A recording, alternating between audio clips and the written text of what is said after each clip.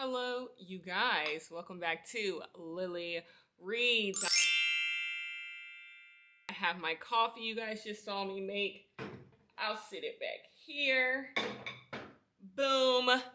Hello. We're going to be reading 4 books in this vlog. We are going to be reading 4 books. It is a week before Christmas, and I just want to knock out some books on my bookshelf that are new that I purchased, new purchases that I made, that I want to read before the end of the year. You guys know that was a deal to myself. So in this video, we are going to be reading Homebodies. I am finally going to be reading Homebodies. I love the UK cover way more than I love the American cover, so I got the American cover. It's by Timbe Denton Hurst. I am excited to read this book. This is probably the book I'm most excited to read in this video, and I love the colors on this. Love it, love it, love it. The next book we are going to read is In Memoriam by Alice Wynn. I have heard good things about this book. Everyone I know who has read this book has enjoyed this book. It is like a war type of story, love story. I don't know, but I'm excited to get into it, and it's a signed copy. I don't know why it's a signed copy, but it's a signed copy. I didn't reach out for a signed copy, but that's what I got. Next is Diket by Jenny Fran Davis. Really love this cover. This was an impulse buy a few months ago that I'm finally going to get to and finally read. I'm excited about this. I think I saw this on the New York Times. I actually don't think this was an impulse purchase. I think I saw it in the Times and was like, I want to read it, so we're going to read it in this video. And the last book we're going to read in this video was also from the Times. They had a review for this, and it was Nothing Special by Nicole Flattery. Excited to read this, and these are the 4 books we are going to read in this video. I think In Memoriam I'm gonna take on via audio. Sorry you guys, it's the end of the year. I gotta get these books done so I can read 2 at the same time. So I think I'm gonna do Homebodies physically. So this is what we're gonna start with. I'm gonna read this physically, and then while I'm doing work around the house, I think I'm going to listen to In Memoriam because that's how I want to do it. And then we'll physically read the last 2 books. So we're going to start with Homebodies. Okay? I will see you guys later. What a lovely angle to meet you guys at. I did some reading today. It's the end of the day. I'm about to take a shower. Well, first I'm going to try on some dresses that I've already worn, but I need to get tailored. So I just want to put them on and make sure I know to tell my tailor what I want to be taken in. And so I'm about to go do that. But before I do, I have to give you guys an initial reading update on Homebodies. I made it to page 122 in Homebodies today. Let me tell you what this book is about. So we are in New York City, and we are following a character named Mickey. Mickey works at a legacy magazine, so they're print and they are digital, and basically she is a staff writer. She is expected to write 3 pieces pretty much a day, file them, get them uploaded, and basically she gets word that she is going to be fired. They are looking at someone else to come take her job, and that makes her really nervous because she's always felt like she's going to get fired, but this seems like her final nail in the coffin because they're looking for someone to get her job. So she shows up to work and she's paranoid, so she's trying to do everything and make everything work. The first day she comes in, they're getting on her for how late she's coming in. So they constantly keep picking at her about little stuff. And finally she is called in and she is fired. She talks to the HR lady about how you don't think this is kind of racist. You don't think they're only firing me because I'm black. I don't know. They get her to sign an NDA. If she doesn't sign the NDA, she doesn't get severance pay, and she's going to need the severance pay because she lives in New York City. Her apartment isn't cheap, and her partner that she's with ain't rich either. So she's like, I need the severance pay. So she goes back and forth, but she does sign the NDA. She also has a girlfriend named Lex. Lex works in, what the hell does Lex do? Lex works for a startup company, and Lex is doing pretty good in her career. Lex is kind of the more stable one in the partnership. And there's some issues going on with that. So we get Mickey. Mickey gets fired, and Mickey's trying to figure out what is the next step in her life, in her career, and in her relationship. That is what Homebody is about. I think I should have read this on audio. Something about the writing I don't really fully enjoy. I'm not going to say I don't enjoy it, but I'm not like loving it. I like my books when I'm reading them physically to have like a bounce to them. Like the characters have like a little bounce to them. That's not how this is written. It's so interesting because this book is told in third person, but we do get into the mind of the character and all of that. We don't really know much about Mickey. We know how Mickey feels about other people. We know how Mickey feels in situations, but we don't know a lot about Mickey. What does Mickey like? What does Mickey like to do? What does Mickey enjoy? All of Mickey's observations are about other people, and we never get, I feel like we don't get deep into who Mickey is as a person. What are her desires? What are her wants? And that could be intentional, but in the moment, I just feel disconnected from Mickey. This book also does this thing, which I'm sure is a narrative choice, but I don't know if I like, where like things are obviously weird. People are saying really weird, like obviously racist things, obviously rude things, and you expect Mickey to act in a certain way, but she just doesn't. And because we don't know anything personally about Mickey, like, is Mickey timid? Is Mickey shy? Is Mickey insecure about herself? Like, when Mickey doesn't respond to these things people are doing to her, it's like, why aren't you responding? I just don't feel like we know much about Mickey as a character. Therefore, when she's in certain situations and she acts a certain way, it's like kind of weird. Like, for example, they hired a new black girl for her role, right? And she's talking about this black girl, and she's like, maybe they hired her because she's more palatable, and my work is more black with a capital B. And I'm just like, it never gave blacky black. Like, Mickey as a character never gave I'm so black, you know? It never gave dashiki. And so I'm wondering, like, when did you become like Miss Blacky Black? Like, you seem palatable. The person that we're meeting seems palatable. You literally are making sure you don't take lunch breaks so you don't come in the office late. Like, you seem palatable. You seem like you crave white acceptance. So, like, when you say someone else is doing that, I'm just like, then what was wrong with you? Like, it just doesn't make sense. Her being fired doesn't make sense because I just don't feel like we fully know Mickey as a character. Mickey and her relationship with Lex also seems a little shallow because it's just like, I don't think y'all would even be together to begin. We're meeting Lex and Mickey 5 years into their relationship. 1, 2, 3, 4, 5. And it's like, y'all ain't never had these arguments before, but she says that they do have these arguments before. But it's like, why is this the breaking point? You know? But we would know this if we just got deeper into Mickey. I think Mickey's desires, Mickey's wants. Even as she's sitting and wallowing in self-pity because she got fired, we're still not getting in her head. Like, how does she really feel about all this? She writes a letter, an open letter to everyone on Twitter. She posted to Twitter, and it's like, I want to get into those feelings. Whatever feelings you put in that letter, can I read it? Because I want to know what's going on in Mickey's head. It does not change the fact that this book is still perfectly enjoyable. These are just some of my issues why I'm not in it the way I should be in it. I love when books are written about certain careers and we go deep into the careers. I have no desire to be a staff writer for absolutely anybody. Not my beat. Like, Kenya doesn't do well with like confines, dimensions. I'm an out of the box type bitch. So like, it's fun to get in the mind of people who do enjoy jobs like that, people who are in jobs like that. I enjoy this. I'm enjoying getting to know what it's like to be a writer, all of that. I enjoy that aspect. And then I do enjoy this aspect of like feeling directionless. I always love that in books.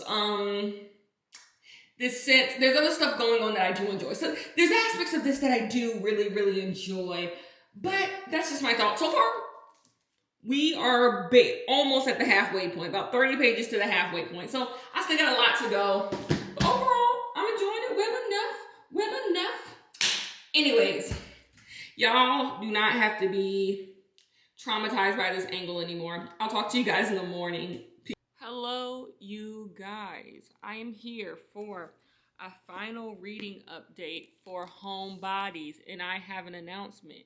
We have a very late end of the year submission for worst book I read this year. We will see if she cracks the top 10, but she is definitely in consideration. This book is a no for me. I'm going to give this book 2 stars. This book, at the heart of it, is an interesting story that needs to be told. This idea about workplace prejudice and Black women never feeling safe in workplace environments, feeling like they constantly have to prove themselves and walking around constantly afraid in the environments that claim to be welcoming. That's very, very interesting. But the story that we got is just about this girl going from scene to scene, doing things that really have no context, no background, and you're just supposed to like read her doing this stuff and take God knows what from any of it. This book has a bunch of characters, all of them just as uninteresting as the last. And I'm just like, what's going on here? Another thing, this book, if you read the synopsis, which I did not do until about the 150 page mark, because I was like, what is this book even supposed to be about? Something in the synopsis does not happen, my friends, until the last 70 pages of the book. You are going to go 230 pages without what happens in the synopsis even coming up. What? The pacing of this is weird. There's a relationship going on that once again has no context, has no reason. What am I supposed to do with all this? Then she has a girlfriend, the girlfriend I was talking about in the first update, who she just treats like shit for reasons. We don't know why, and that's what I was saying in the last update. If we were more in her head and she was explaining the decisions she was making, then you could kind of, even though she was spiraling, you could see her on the spiral. That's what I know what this book is trying to do. This book is trying to be one of those stories where something huge happened in someone's life and they kind of just spiral out of control until they find themselves. But what makes those types of books work is that we are in the character's head and we are seeing them just make all the wrong decisions, drawing all the wrong conclusions, and you're like, and you understand why they are spiraling. This book, we don't know enough about Mickey. Mickey as a character is so aloof. Mickey as a character is such a mystery. We just get dropped into Mickey's world and you expect to learn more and more about, but I read 300 pages of this book and I don't know any more about Mickey than I did at the beginning of the book. All I see is the decisions that she's made and all of them poor, but like why? Why was she making poor decisions? Then you go back to her hometown and that part is just so boring.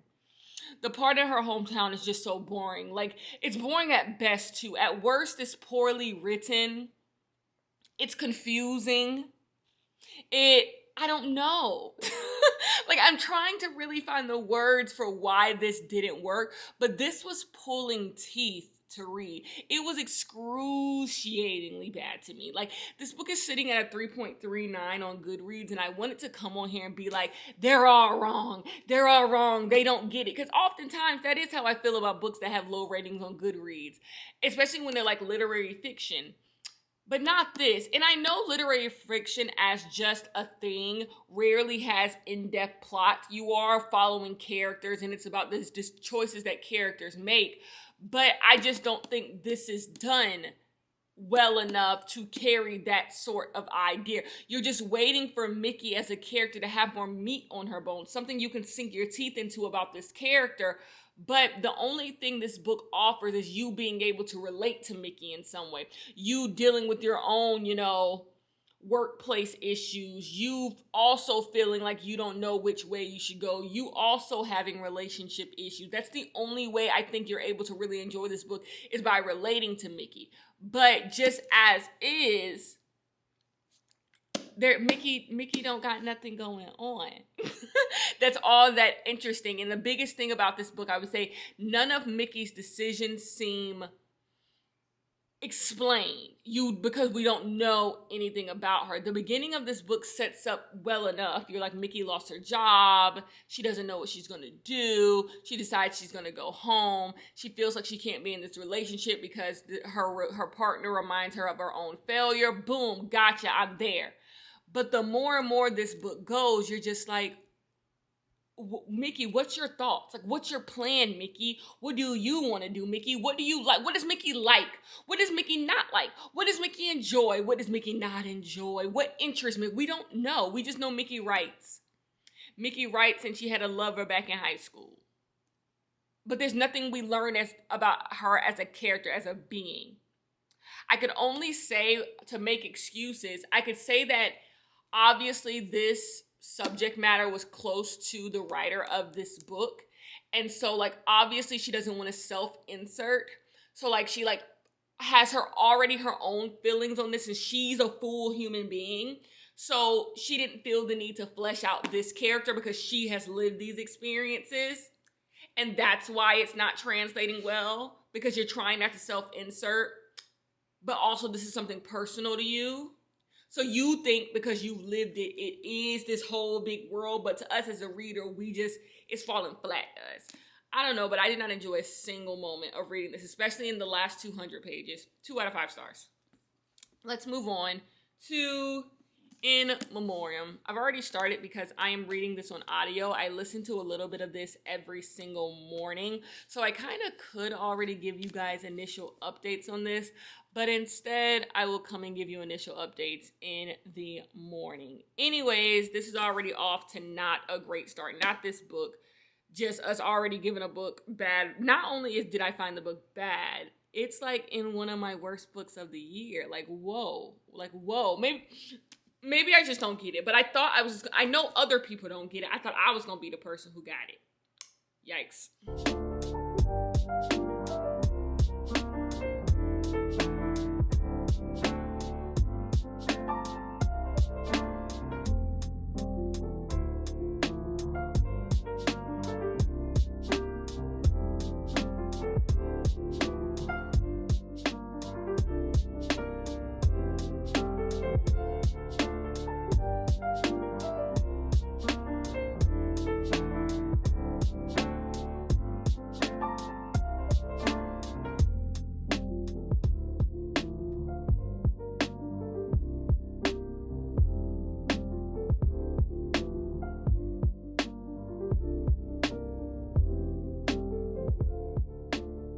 Hello, you guys. I am here to give you a initial update on In Memoriam. I told you guys I was going to read this via audio, but I've been doing both. Usually I do not do that. Usually if I'm reading something physically, I just read it physically. If I'm reading something via audio, I'm just reading it via audio. But I think this book is best read either fully physically, or if you're gonna do audio, I would definitely recommend still picking up the physical book, because a lot of this book is told through letters. There's dates. You want to catch certain things. This book has a subtlety that I think audio doesn't do any favors. So I would recommend reading these at the same time, because that is what I have been doing. So I officially made it to part 2, and I'm a wreck. I am a wreck. I did not expect this book to wreck me. I knew what probably was going to happen in this book. Like, this book, but I didn't expect what was going to happen in this book to happen so goddamn early. Therefore, I was not expecting it. I woke up this morning. I was like, let me listen to some of my book. And so I'm sitting here, I'm reading, and then it happens, and I'm just like, So let me tell you what this book is about. We are in World War I, and we are dealing with some fellas who are based in the UK. They go to a boys' school together. They all are under 18. And basically, we have a character named Gaunt. Gaunt, someone in Gaunt's family is rumored to be a German sympathizer. Therefore, his mom, Gaunt's mom, is like, in order for, I think, your uncle or someone not to have to, like, die, can you go to war and prove that we are loyal to this country? We are loyal to Britain. And so he's just like, I guess I gotta go. So he gets out of school and he goes to fight on the front lines. Well, he has a best friend named Elwood. Elwood also went to the boys' school. And Elwood, he wants to study English.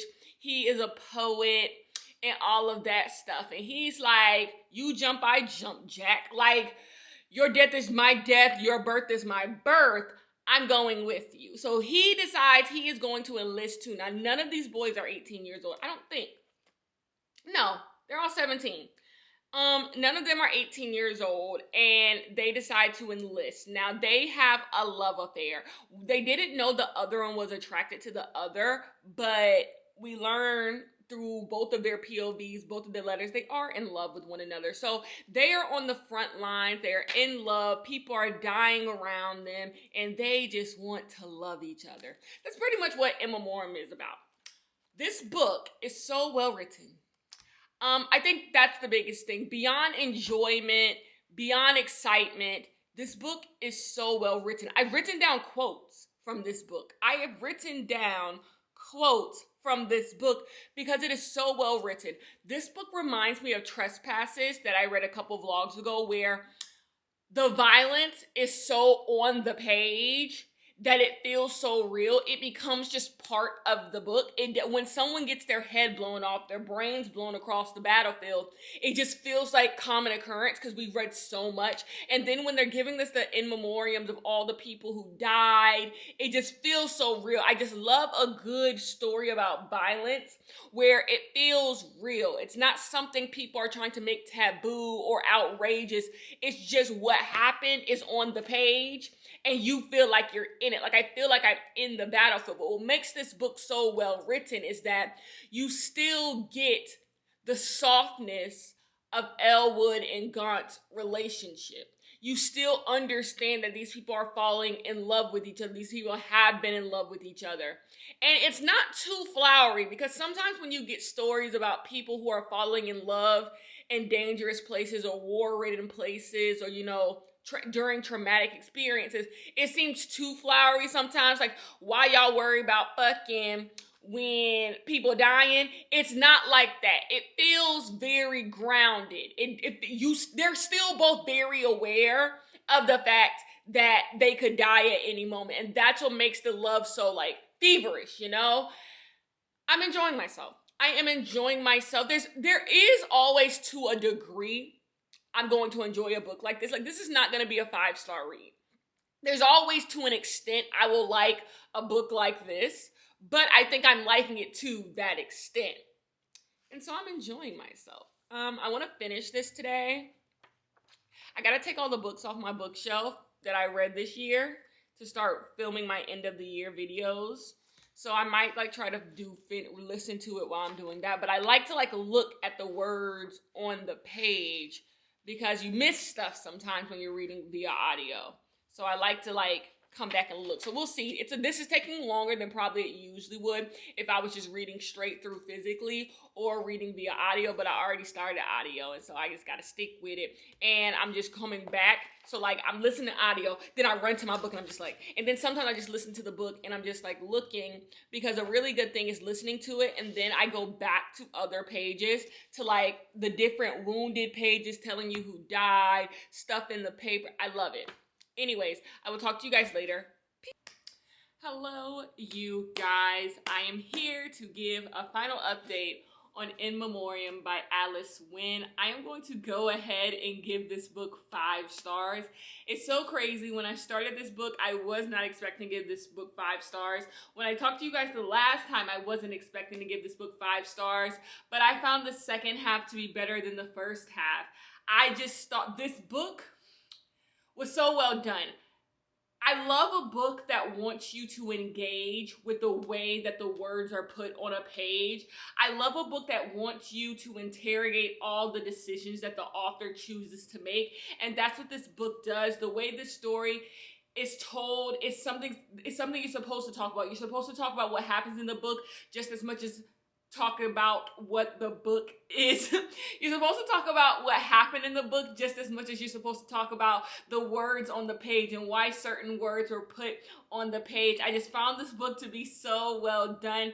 Sometimes you read a book and it feels like you almost, this is gonna sound so cheesy, but you have magic in your hands. Like someone is just operating on a realm that you're supposed to operate on when you are writing a good book. That's what this book felt like. I felt like I was holding the work of an author that was putting exactly what they wanted to put on the page. They were seeing their vision through, and that was this book. I think the most interesting thing about this book is the way this book plays with tone. It reminds me of Trespasses that I read last month. It's playing with tone, and the tone constantly shifts. You go from sad to funny to almost crude at times to loving to soft to hard. It's just this back and forth, and for a lot of people that can be jarring, and you can find yourself not finding a rhythm. But I think that is so interesting because it makes you constantly have to be in conversation with the book. You don't get to just doze off. You don't get to, drift off into your own thoughts. You have to literally be looking at the page, be listening to the words if you're on audio, constantly interrogating why every decision is supposed to be made. You're supposed to be in conversation with the book. I thought this book was so good. And then when it comes to what this book is about, it's interesting. It's a war story. I am not above enjoying a war story. I always tell you guys that. Enjoyed this book. I never have cared about World War I at all. Never think about World War I. But this book made me care. This book made me care. I did not think I would care about these characters by the end of it. I cared about these characters by the end of it. I cared about all the characters, and I enjoyed this book so much. So 5 out of 5 stars. Let's move on to the next book. I do not know if we're going to read the next 2 books in this vlog. I'm not sure, but we'll see. So the next 2 books for this vlog were supposed to be Die-Ket and Nothing Special. Neither of these books are long at all, especially Nothing Special. The words are big and it's barely 200 pages. So I know I can finish this. So we'll read Nothing Special. Can I read Die-Ket all today? Die-Ket is also not that long. It's all about willpower, right? It's all about willpower.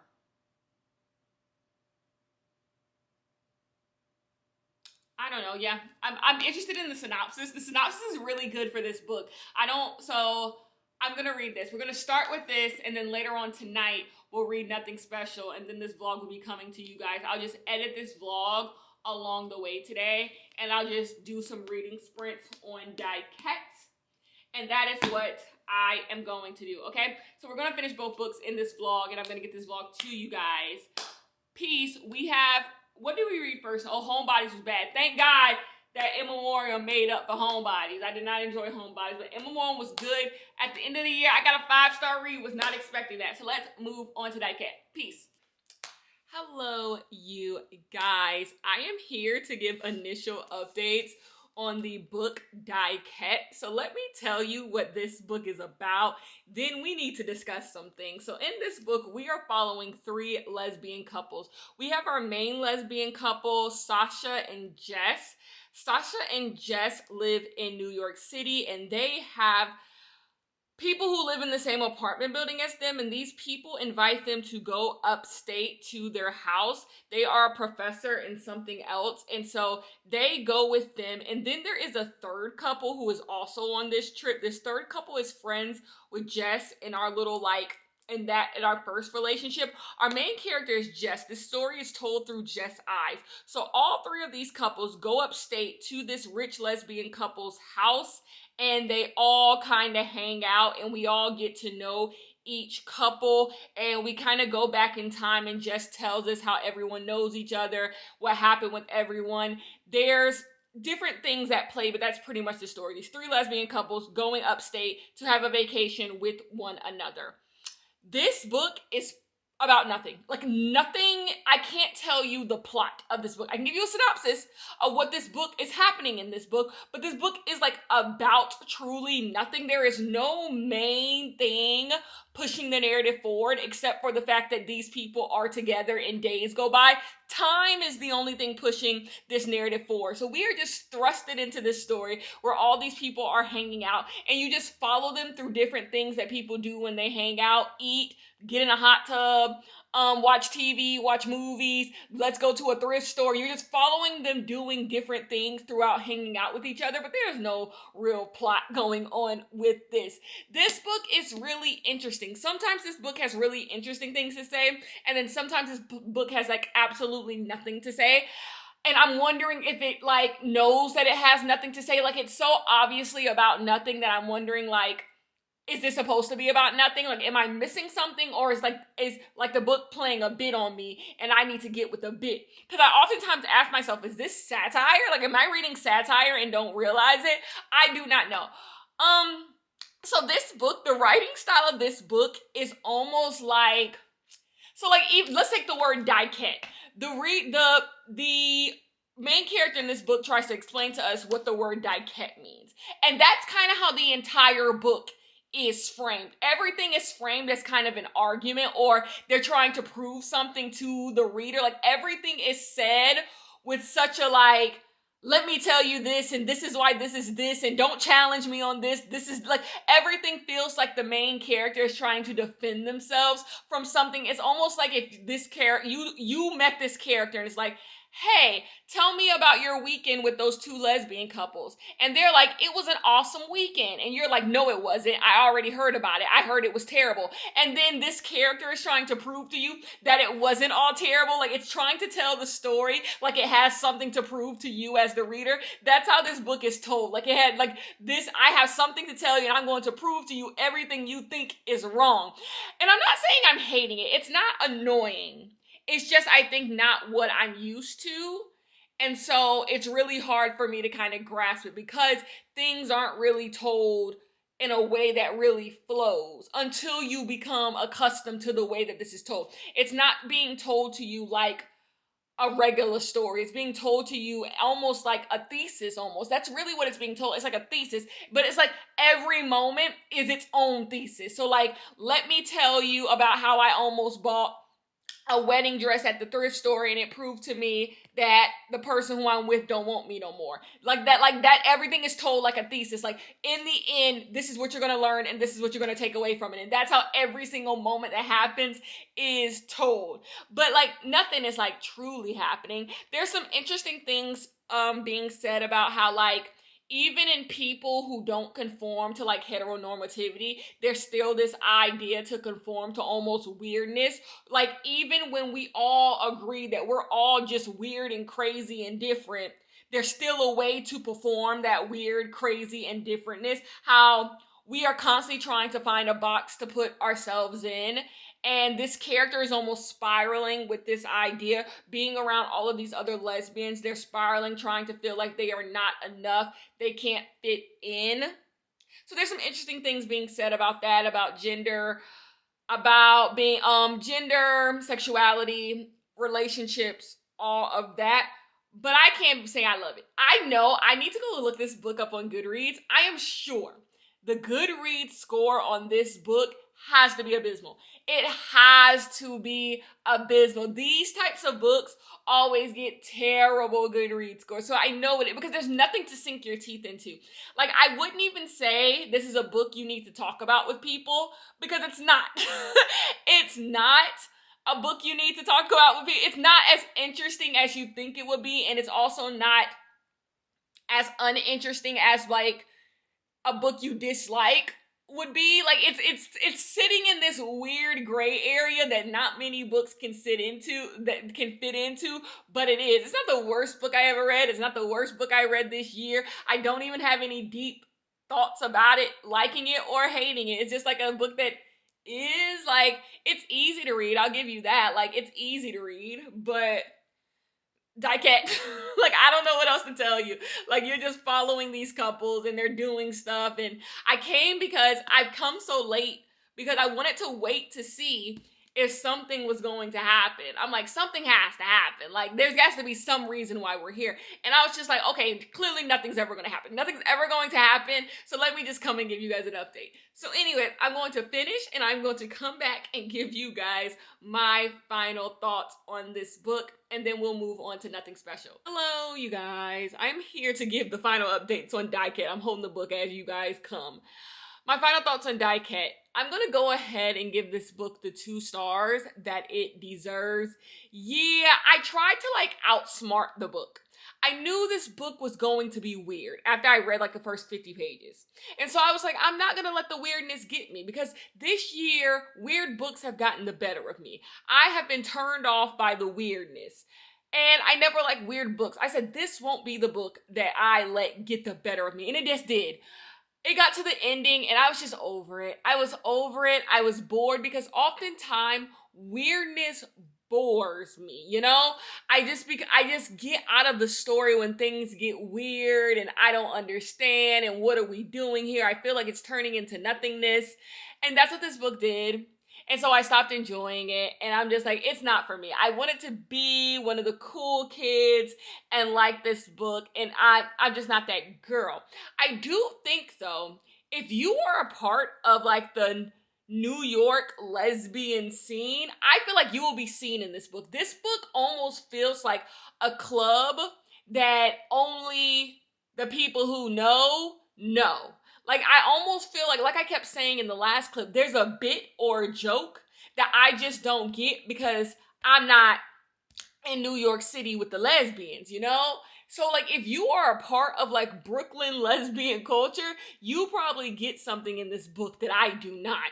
But this was not for me. We have given another 2-star in this video, which makes me want to give up. Reading the end of this book really makes me want to give up on this vlog, because I just, we haven't had a bad reading vlog in a long time, but I feel like this is one of them.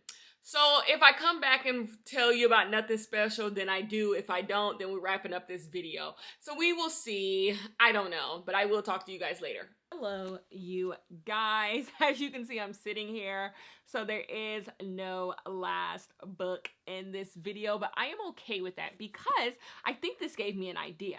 I think next year, there's already a new way I plan on structuring my vlogs, and we'll talk about that in January. But also, I think this gave me the idea that if I don't like 2 books in a vlog, to end the vlog. I think that will be like the thing of every single one of my vlogs going on for the rest of my channel. Like, if I don't like 2 books, the vlog ends. So, gotta like at least 2 books every single time. So, no vlog will be filled with hatred, because I'll just stop the damn vlogs. And so, I gave 2 books in this vlog bad reviews. So, I'm just gonna end it. I'm just gonna end it. Now, I will say, I read the first 10 pages of Nothing Special and was enjoying it. So, I don't think that would have been a book I gave a bad review to. I think I would at least given it a 3. But I am okay with ending it here because my bookshelves look crazy. Because I told you guys I'm reorganizing my bookshelf. I am actually going to go and like organize my bookshelf properly. I'm going to put authors with authors. I pretty much already had it done by genre, but I am going to organize things exactly how they should be organized, how they're going to stay. Everything is going to stay put. I'm going to put like books next to each other. I'm going to stack them the way I want them to be stacked. Tomorrow is the day I plan on doing that. So I am just very busy. It's so funny because most people, the end of the year, if you work a regular 9-to-5 job, the end of the year is like your cool down time. Like, it's time to get back to myself. But if you are a content creator, I find that the end of the year is really like the busiest most of us are because you kind of have to like wrap up the year. So you have to wrap up the year with your audience. I do 24 days of Vlogmas over on my Patreon. I think I've done it for the past 5 years. So I'm doing Vlogmas on my Patreon. I'm posting end of the year content on As Told by Kenya. And then I'm doing vlogs for you guys. And then we have our best, worst, surprising, disappointing, and unhaul. I filmed 5 videos for you guys yesterday for all of the end of the year content. And I was still doing this vlog. So it's just a really, really busy time. And I think I need to take the moments that I have to just relax. One book not being read in a video is perfectly okay. There is always next year. It's not that serious. I get hard on myself about not completing things. I'm a completionist, but it is okay. I will come with a review at some point about Nothing Special. Maybe I will come at the end I don't give a wrap up for December, but I probably will read it. I think I'm going to try to read it tomorrow. It'll just be the book that I carry into next week. But we did read 3 books. Homebodies, I did not enjoy. Diquettes, I did not enjoy. In Memoriam, I love. So we got like a really good book, one of my favorite books of the year with In Memoriam, and I feel good about that. Nothing Special is a book I would just finish one day when I'm not exhausted, because that's another thing. I'm tired, boss. Like, and I know tomorrow's going to be a big day, but a fun day. I love organizing my bookshelves, and because it was just such an undertaking, because here's the thing. In the back of my head, I always knew I had to take all of these books down for the end of the year. So I never thought it was really smart to organize them when I knew I had to take all of them down and sort through all of them. What I'm going to unhaul. So I was just like, wait till the end of the year. Wait till the end of the year. And finally it is here, and I am happy that my beautiful shelves are going to have beautiful books on them the way that I want them, because I just haven't really been interested in my bookshelves this year. I took off all the books that I wanted to read for the rest of the year. I did that back in like the summer. So I really haven't been having any interactions with my bookshelf all year, because none of the books sitting on my bookshelf I knew I was good. I wanted to read. I knew I didn't want to read this year. So there was no reason for me to even pull anything off my bookshelf. But that's going to be different. I'm going to put books back on my bookshelf. I'm going to organize things, because it's just been a mess all year. And I think it's made my office kind of look weird. Like, I feel like people can tell my bookshelf is not where it needs to be. So tomorrow I'm going to do that, and then I can see how much space I have in my bookshelf, because all of my books have not been on my bookshelf in a year. I don't know how much space I actually have on my bookshelf. I know I'm not extending my bookshelves anytime soon, but I'm trying to see if that's something like at the end of the year next year I should be looking into. I don't want to extend my bookshelves. I'm thinking maybe I possibly could put a bookshelf someplace else in my house. Like, I have other bookshelves in my home, so I don't want to extend my bookshelf. I don't think I need to. I think I would be better off getting rid of books. But even if I were to, I wouldn't do it until the end of next year. It's not even a thought in my head. But I do want to know how much space I have. So that's something I'm going to take on tomorrow, and I'm really, really excited. So I'm going to go to bed, I'm going to get some sleep, and I'm going to wake up revived, and I'm going to try not to think about the fact that I did not finish Nothing Special. But anyways, I hope you guys enjoyed this video, and I'll see you in the next one.